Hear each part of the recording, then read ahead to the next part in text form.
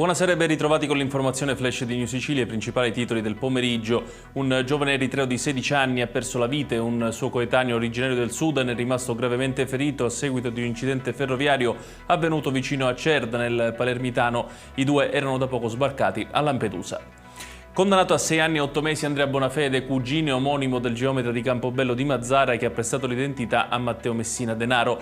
Il GUP di Palermo lo ha ritenuto colpevole di favoreggiamento aggravato e procurato in osservanza della pena.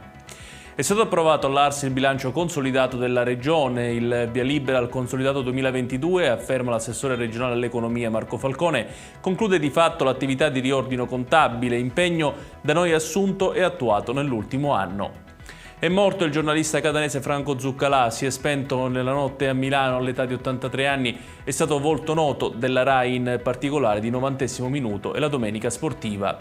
Chiudiamo con il meteo. Nella giornata di domani è ancora tempo stabile sulla Sicilia, che vedrà i cieli soleggiati e a tratti nuvolosi, le temperature segneranno un lieve ribasso. Ed è tutto per questa edizione, tutti i dettagli su queste notizie li trovate sul nostro sito www.newsicilia.it. Grazie per averci seguito e arrivederci.